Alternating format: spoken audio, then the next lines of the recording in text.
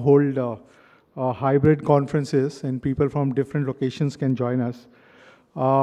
Next is also a hybrid conversation where we will be discussing about the role of the government, regulator as well as policy as well as enabler to accelerate clean tech manufacturing in India.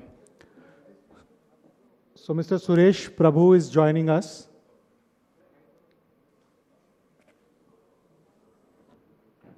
Suresh Prabhuji is former G20 Sherpa. He was cabinet minister in Atal Bihari Vajpayee government, as well as in Prime Minister Narendra Modi's initial governments, two regimes. And he is a real thinker. Then Shri Shashank Maniji, he is Member Parliament Lok Sabha from Deoria, more than Member Parliament.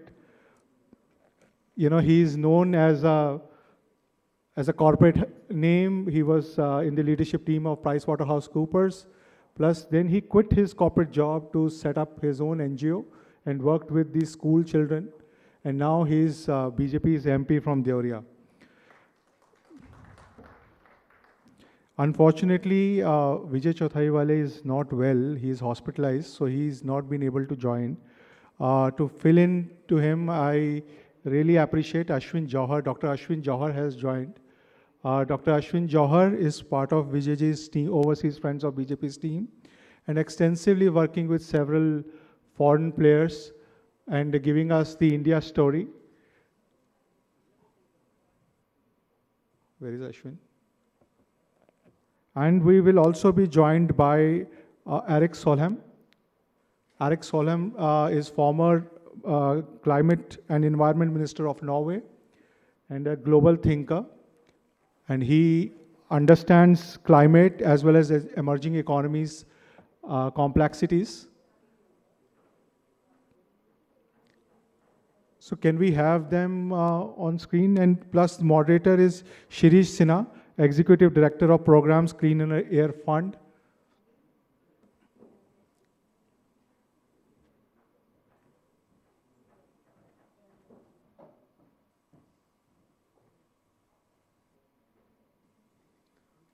Ashwin must be in speaker's lounge. Can somebody bring him in?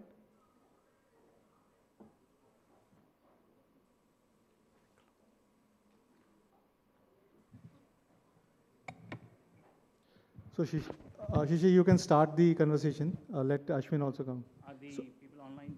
Is it there? They're online?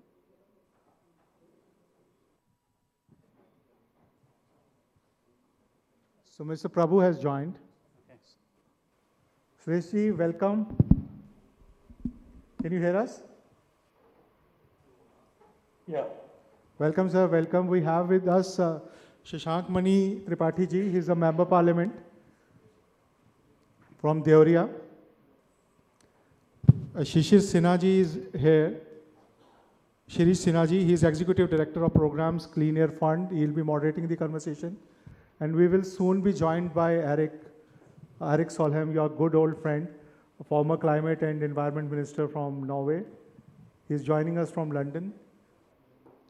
And Ashwin Jauhar is around. I don't know where he has reached.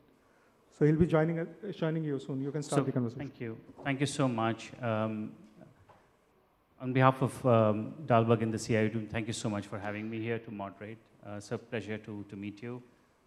Also Mr. Prabhu, who's joining us online. This particular fireside chat is essentially looking at the role of government.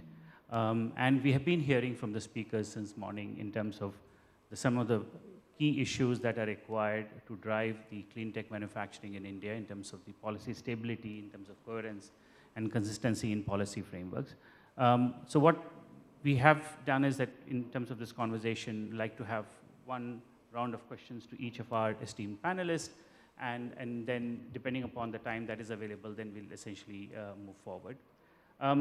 So just to set the context, I think as we've heard from the morning, India is emerging and India is already playing a very critical role in terms of the clean tech manufacturing. Some of the incentives that the government has announced has already providing that framework that can drive energy transition.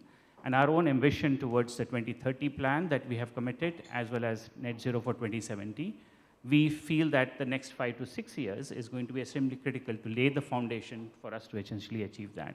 And therefore, the 6 themes that this Bharat Climate Forum is essentially looking at, sectoral as well as cross-cutting, essentially provide that framework in which we need to discuss. I just wanted to start with Mr. Suresh Prabhu, since he's already there online. Mr. Prabhu, given in your different roles that you have played, and you know, including in driving some of India's climate agenda for many years, we know that the government of India has introduced certain financial incentives that is driving the clean tech manufacturing. The PLI scheme has been talked a lot since morning. Now, how can these initiatives collectively drive the progress that is essentially needed for us to not just meet the 2017 net zero, which is a bit far away, but some of our 2030, I'm glad that Mr. Eric Solheim has also now joined. What role should the government really be playing in setting up that ecosystem to basically grow the role of a catalyst and an enabler? So wanted to hear your thoughts on what you think needs to be done and what could be kind of public policy approaches that needs to be rethought in terms of moving forward to boost the sector going ahead. So Mr. Prabhu, thank you. So thank you very much. And also I'm very privileged to join with such a distinguished people. My dear good old friend who Shashank, I cannot call him Shashank anymore, I have to call him Honorable Member of Parliament. And his father was an illustrious general in the Indian Army and then Member of Parliament, and also chaired the Joint Parliamentary Committee to look at stock scam of old times.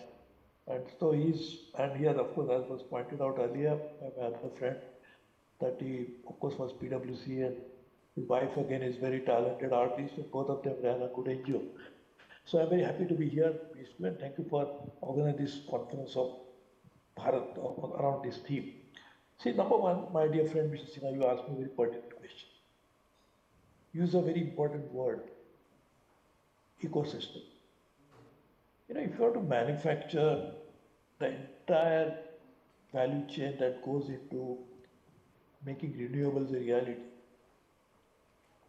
renewables is a very large spectrum of activities.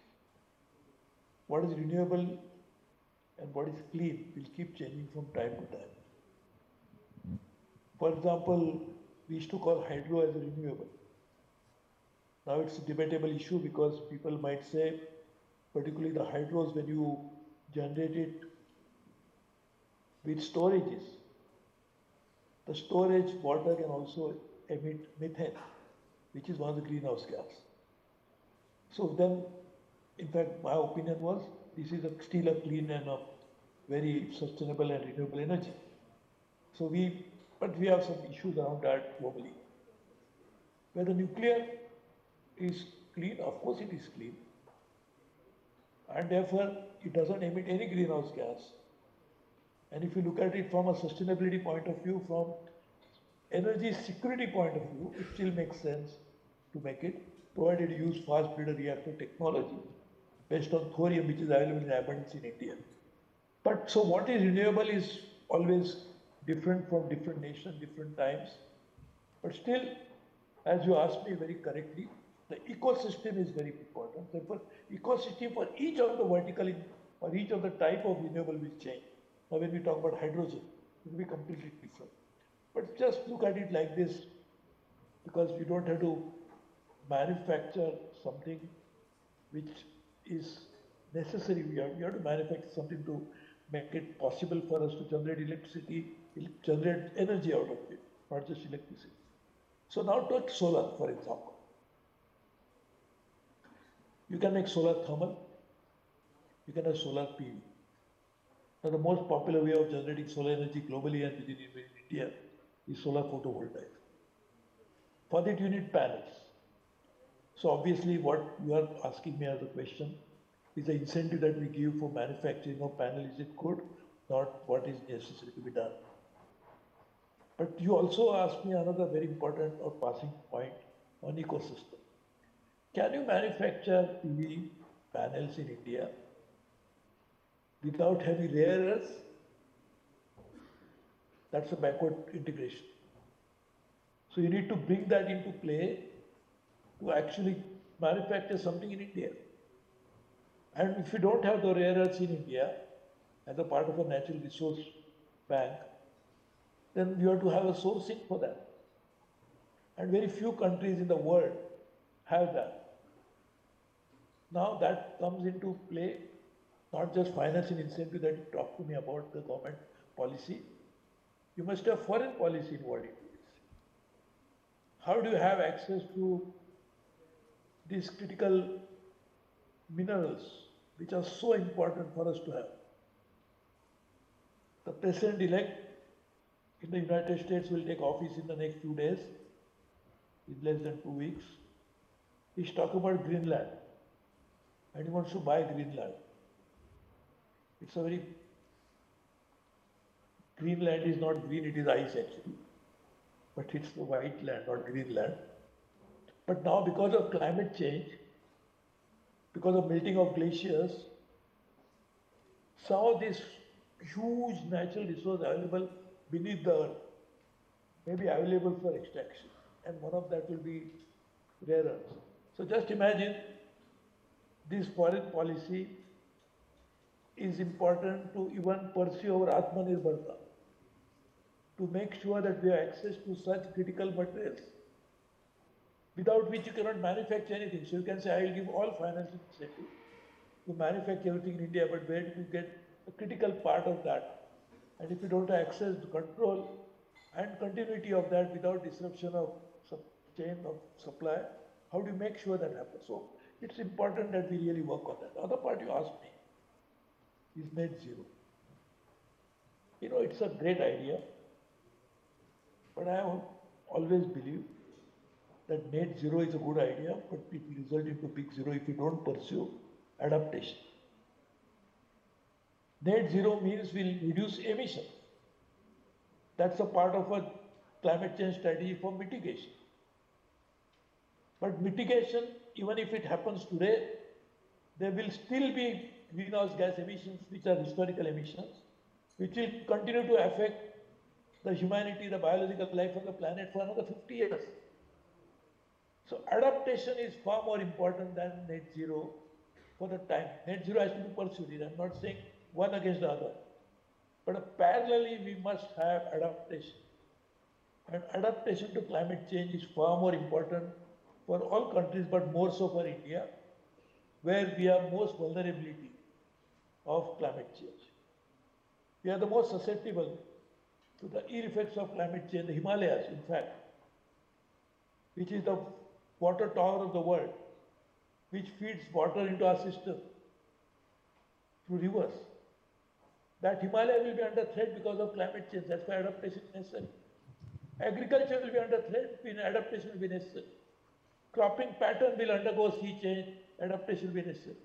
So adaptation has to be pursued aggressively while talking about net zero globally.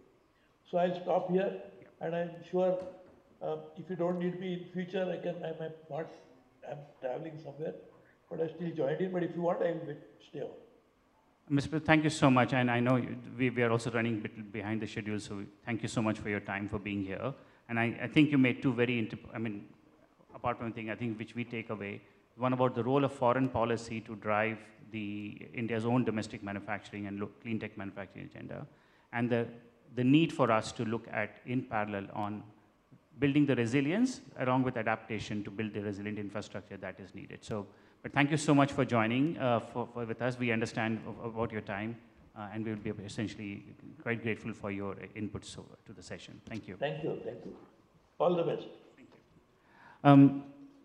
Mr. Mani, if I'm turning to you and to build on the discussion and what Mr. Prabhu just said, while we know that even the discussion today is a lot of focus on Atmanirbharta, so the Atmanirbhar Bharat, we also rely, and as Mr. Prabhu said, about the need for foreign policy, for critical minerals and the supply chains that are needed. We rely, or at least at this stage, a lot on the global supply chains. So how should the government strike a balance between self-reliance, which is the agenda, and maintaining those strategic partnerships that is critical to being competitive as well as for sustainable growth.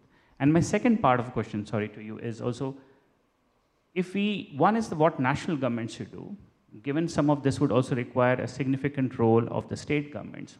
How do you bring the balance between the priorities and the vision that national government can set and how things will unfold at the state level? So firstly, मैं आपको बहुत बहुत धन्यवाद देना चाहता हूँ कि आप लोगों ने मुझे यहाँ बुलाया.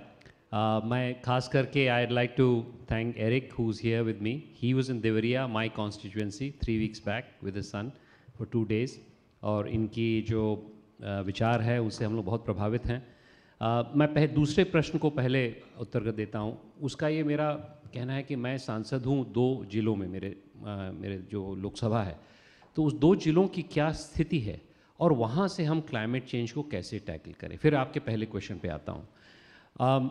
मेरे हिसाब से हम लोग का दृष्टिकोण अलग होना चाहिए. जो कार्बन ट्रांजिशन की बात हो रही है, हमारे यहाँ कार्बन ट्रांजिशन नहीं, पहले से ही drilling through the carbon mountain होना चाहिए. इसका क्या मतलब है? इसका मतलब ये है कि आज की तारीख में हमारा per capita CO2 emission 2 ton है. यूनाइटेड स्टेट्स का 14 टन है, लेकिन यूनाइटेड स्टेट्स 22 टन से नीचे गिर के आया है. और उसके पहले आज की तारीख में चीन 8 टन पे है. सो ये कार्बन माउंटेन है. तो अगर हम लोग को जो भी करना है क्लीन टेक के माध्यम से, अन्य चीज़ों के माध्यम से, we have to have a drill through the carbon mountain strategy, which is कैसे हम लोग अपने आप को आगे बढ़ाएं, GDP को आगे बढ़ाएं, लेकिन कार्बन ज़्यादा न करें. और उसके लिए मेरा ये मानना है विकेंद्रीकरण, डिसेंट्रलाइजेशन और कल्चर पे बहुत बात नहीं होती है. आप लोग तुरंत टेक्नोलॉजी पे चले जाते हैं. ये मैं समझता हूँ गलत है.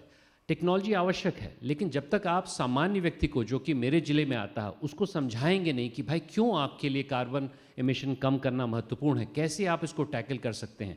और अभी हम लोग ने बायो रीजन सेंटर, जिसके Eric is a senior adviser to the bio region centre in my district, which has been supported by Rainmatter foundation. I am very lucky कि मेरे ज़िले में एक बहुत अच्छा प्रभावशाली बायो रीजनल सेंटर है. उसमें थोड़ा सा मैं बताता हूँ कैसे टैकल कर रहे हैं, फिर उसके कुछ हद तक आपका क्वेश्चन आंसर हो जाएगा. एक है डिसेंट्रलाइजेशन. अगर डिसेंट्रलाइजेशन होगा तो climate change is not a technological problem, it's an operating model problem. हम लोगों ने यूनाइटेड स्टेट्स को कॉपी किया. यूनाइटेड स्टेट्स ने क्या किया?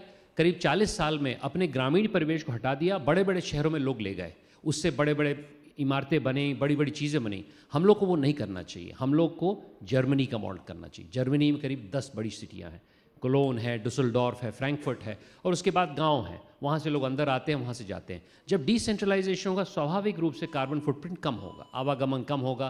That is one thing. दूसरी चीज़ कल्चर, संस्कृति के बारे में बात करिए. आज की तारीख में मेरे गांव में एक वटवृक्ष है. मेरी किताब में उसका चित्र आप देखेंगे तो आप अचंभित हो जाएंगे. उसकी जो छाया है वो 120 फुट की है. वो 300 साल से खड़ा हुआ है. क्यों 300 साल से खड़ा हुआ है? क्योंकि हमारी संस्कृति ने उसमें ब्रह्म देखा है, उसको अपने पर्यावरण को साथ लेता है. कार्टेशियन फिलॉसफी ने क्या बोला? मैं माइंड हूँ, तुम मैटर हो, मैं तुम्हें कॉन्कर करूँगा. We have been suffering from this for the longest time, and after independence also we did not take away from that. तो मेरा आग्रह ये है कि जो भी आपका वार्तालाप हो, चाहे वो जिले पे हो, चाहे वो राष्ट्र स्तरीय पे हो, या वो मतलब राज्य स्तरीय पे हो, उसमें आप लोग इन दोनों चीज़ करिएगा. तीसरा, वेरी ब्रीफली, 5 बिंदुओं पे हमने क्लाइमेट चेंज को देखा है. एक इंफ्रास्ट्रक्चर, दूसरा स्वास्थ्य में बहुत मार चल रही है. तीसरा डिजिटल पे हम कैसे करें क्लाइमेट चेंज पे. तीसरा एग्रीकल्चर पे कैसे मार होती है. और एक चौथा सब्जेक्ट है राजीव लाल, जो कि हमारे चेयरपर्सन हैं इस बायो रीजन सेंटर के. परसों मेरे साथ देवरिया से आए हैं, मेरा कल डिफेंस कमेटी की मीटिंग थी, तो उसी फ्लाइट से मैं और वो आए हैं वापस. वो 2 दिन वहाँ पर बिता के चले हैं. मैं आप सबसे आग्रह करता हूँ कि अगली बार आपको क्लाइमेट चेंज का असली दायरा देखना चाहिए तो कृपया करके मेरे बायो रीजनल सेंटर में आइए. मेरा आपसे कहना है, जो आपने प्रश्न पूछा कि यदि कोई राज्य में करना चाहता है तो राज्य में उसको इंस्टीट्यूशंस बनाने पड़ेंगे, लोकल इंस्टीट्यूशंस बनाने पड़ेंगे.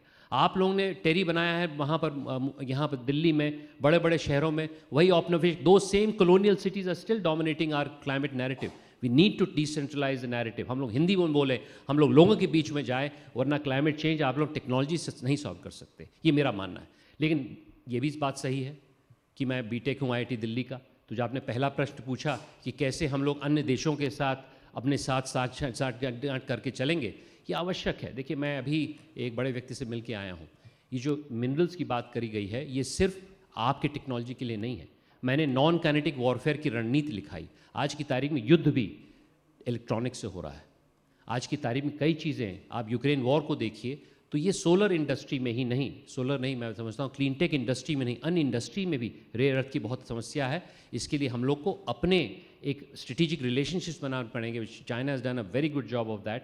We should not approach it in the same way that they have done it. उन्होंने क्या किया, ऊपर जाके डिक्टेटर से साझा कर लिया और नीचे जाके अपना काम कर रहे हैं। हम लोग को गणतांत्रिक रूप से अन्य युग में जाना पड़ेगा। I leave it at that, I don't want to make it too long, but I think it is important for us to make sure कि culture is a part of that, and I like Eric to contribute to this, क्योंकि मैं तो भारतीय हूँ, धोती पहन के आया हूँ, तो हिंदी में बोलूँगा ही आपसे, लेकिन एरिक भी वही भाषा बोलते हैं, आप उनसे भी सुनिएगा।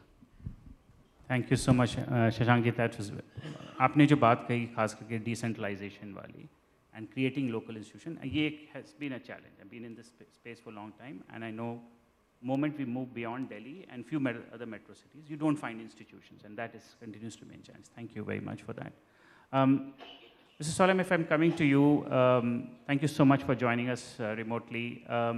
You've been in very important global roles, both with UN institutions as well as a minister, and I often come across your short video clips about India and the initiatives that it is doing, and you act as one of our big champions for us to show the different sustainability drives that India is essentially doing.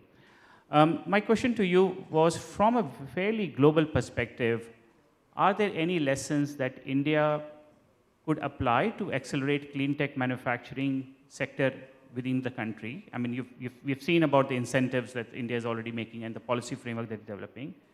And a second part of the question is that what role can India play as India growing outward in terms of the globally, that India can play in strengthening the entire supply chains around the clean tech manufacturing ecosystem?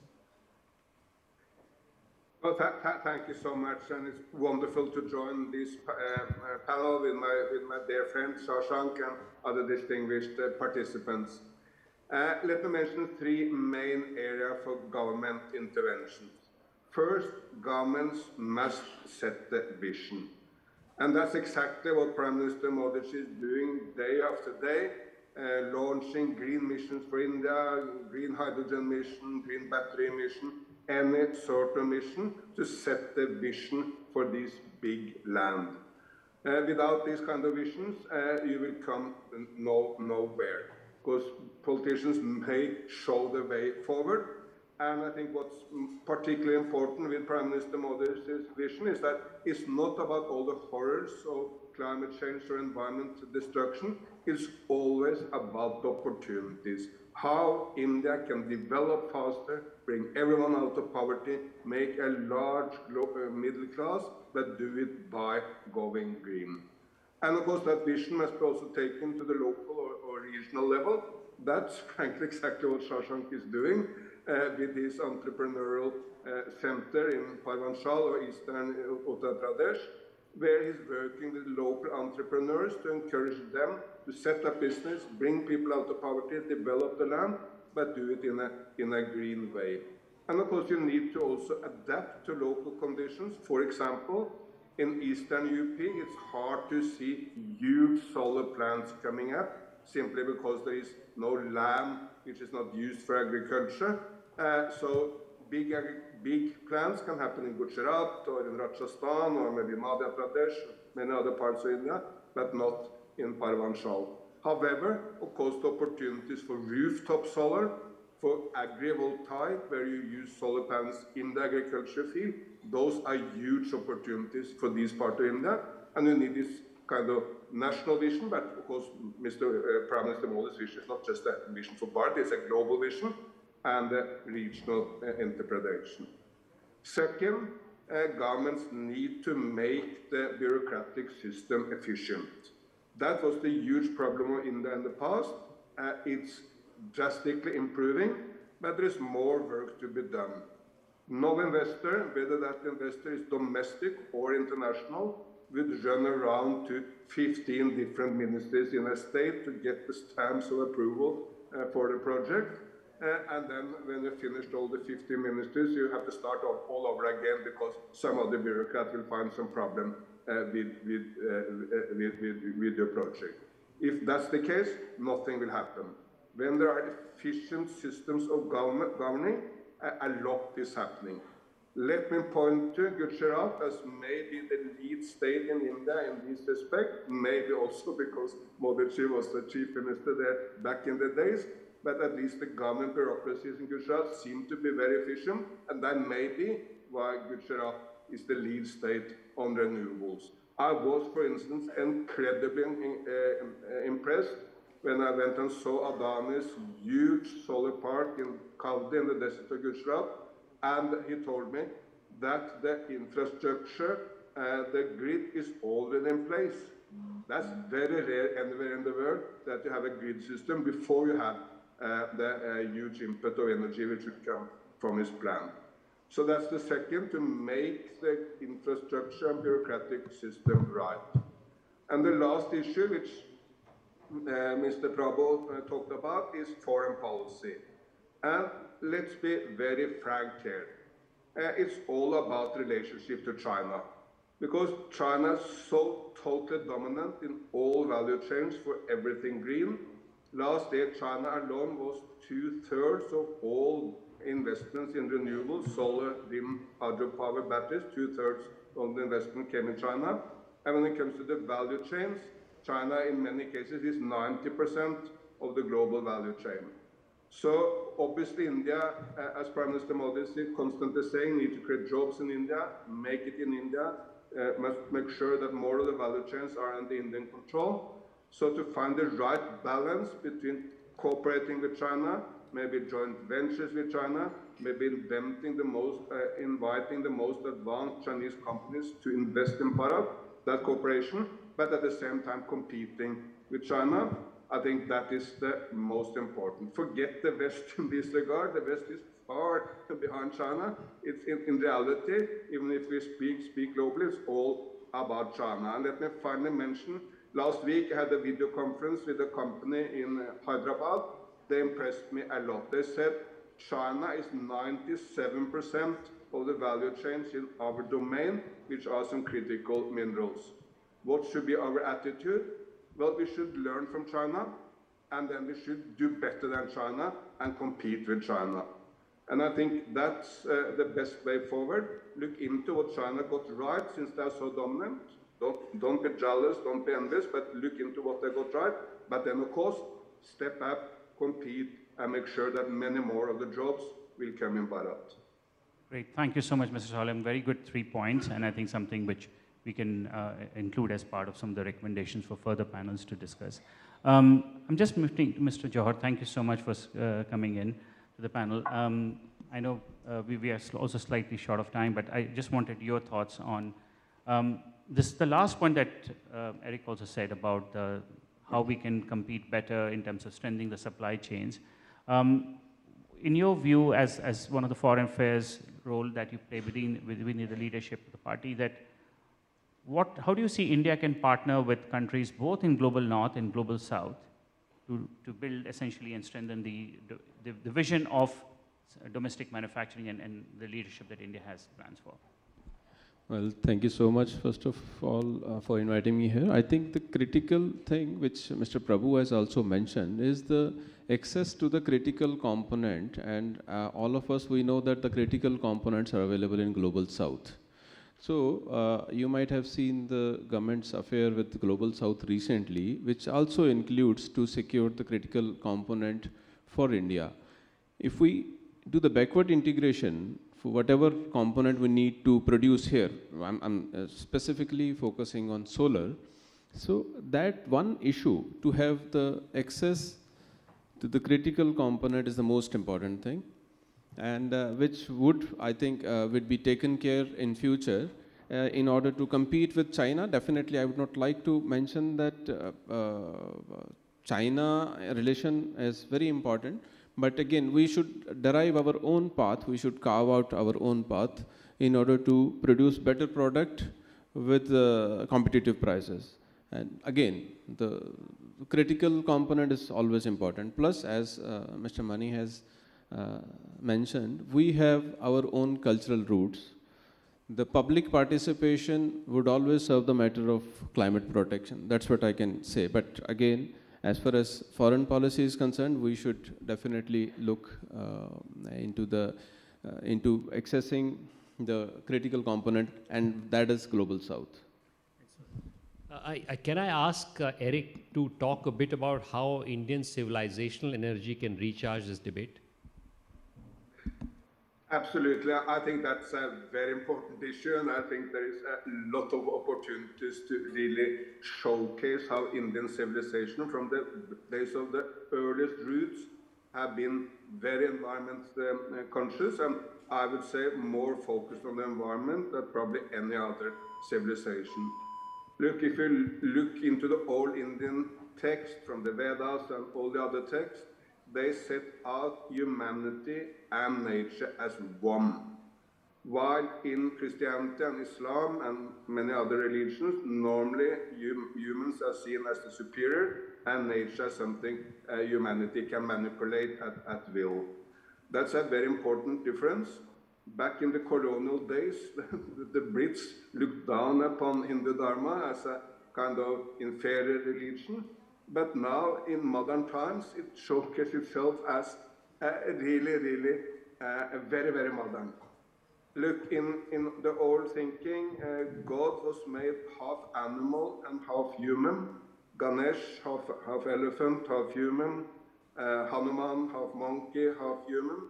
And the relationship between man and nature was very, very close.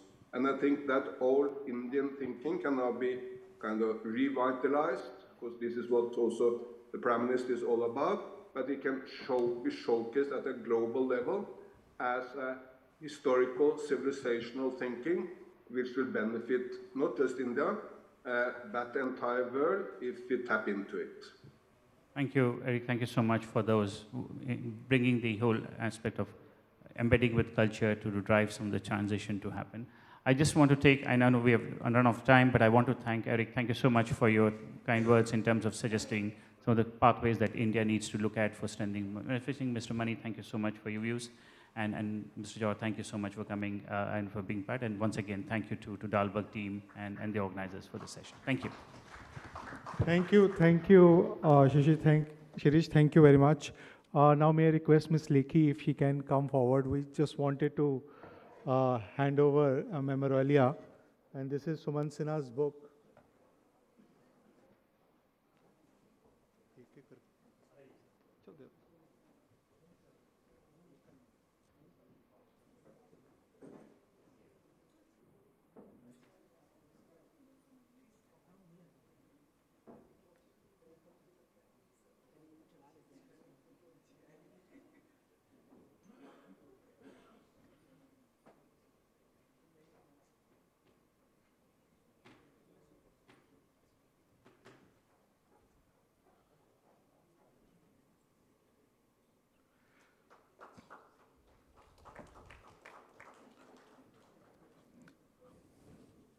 So thank you very much. This was actually very enlightening conversation. I really wanted to thank Eric also. He was also running from one place to another, and thankfully he could join us. So there is basically a visual delight next session, because it is all